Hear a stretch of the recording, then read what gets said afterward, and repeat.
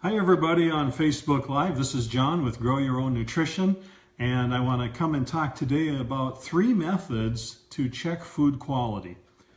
But before I get into that, I want to give a rule that's something to always remember when you're dealing with food. And here's the rule: top quality food will not rot; it will dehydrate. Okay, so there's probably some exceptions. Just like any rule, there's probably some exceptions, but I want to give some proof that I'm telling you the truth. So here's we have a grapefruit that I found, and this is probably 5 years old, and I just left it and it dried, and it's very lightweight, very lightweight. Here's a lemon. Lightweight lemon, it's all dried. This is also probably 5-6 years old.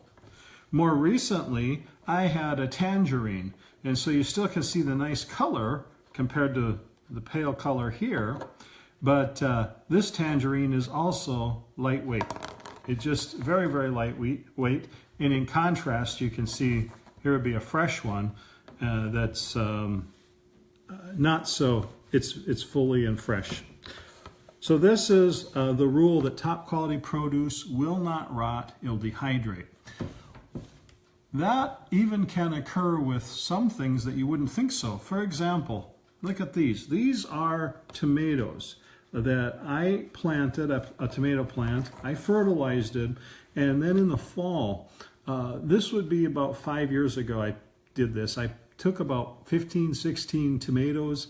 I put them on my counter at work, and I just left them there. I picked them fresh. And this would be like a small little cherry tomato, more of a little salad tomato. They're about like this long. And I just put it on the counter at my work. And truthfully, I ate some of them, and a few of them did rot. But these, I left them, and they just kept getting smaller and smaller. And after about 4 months, they look like this. And there was no heat to dehydrate this. And you know, tomatoes are very thin-skinned, and it's still dehydrated without rotting. So some of them did rot, but these are the ones that did. So that's the rule. I want to tell you a little bit of a little story. I have a friend who lives right on the ocean in Carpinteria, California. 2-minute walk from the ocean, from where he lives. In his backyard, he has an avocado tree. And you know, I'm always disappointed buying avocados. You buy them, and if you kind of look the other way, they have all of a sudden started to get brown inside. Not his. He lets them ripen on the tree. They drop off the tree. They're called drops. He picks them up and he brings them into his house, and they can sit, and they ripen fully, and they can last more than a week after ripening on the tree. They're fully ripe. They're very tasty. They're the Hass avocados, and they're not rotting for at least a week. And eventually they do get the browning and they rot. But in the store, when you buy them, you get one day that they're in their optimum, and the next day you're cutting out all this brown and it tastes bad. So there's a big difference in food quality. And so I want to keep emphasizing the way the way food is raised goes back to the soil. That's what determines the quality. So what are the 3 methods to determine food quality? Number 1 is taste. We all have our sense of taste, and we can do that. We're going to do another Facebook Live where we do a taste test, and we're going to look at how different things taste. And you always want to do taste where you compare the same thing against itself, but raised in a different manner. And the second method is with an instrument called a refractometer. This is a refractometer, it measures the bend of light as it passes through a liquid. So what you would do is you could take like a lemon and squeeze the juice, put it on here, turn it on, get your reading, and then you go to what's called a Brix chart, and you compare the numbers on the Brix chart so you can see whether you have poor, average, good, or excellent.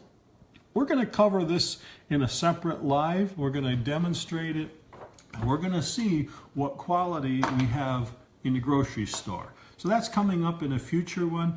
And since I have a bunch of citrus here today, I just want to end this time by talking a little bit about citrus if you need to buy it.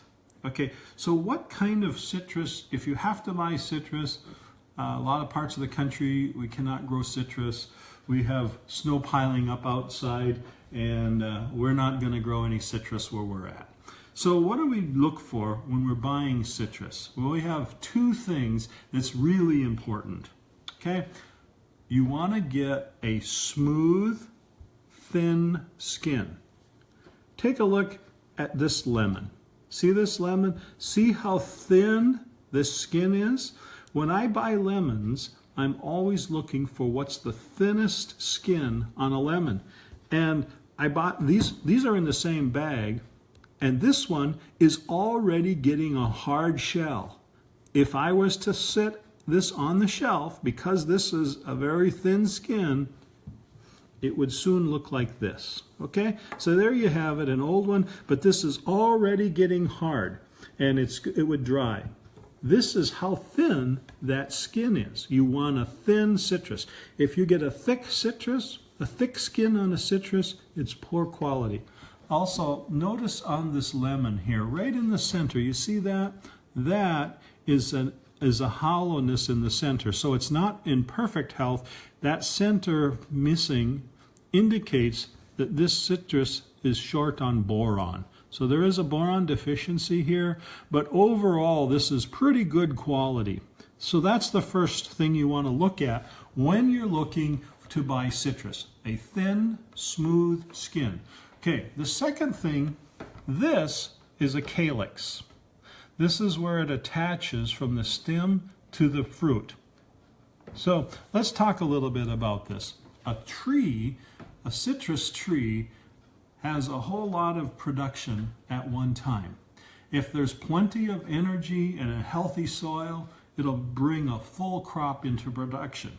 But a tree, like all other species, wants to reproduce. So within this is seeds.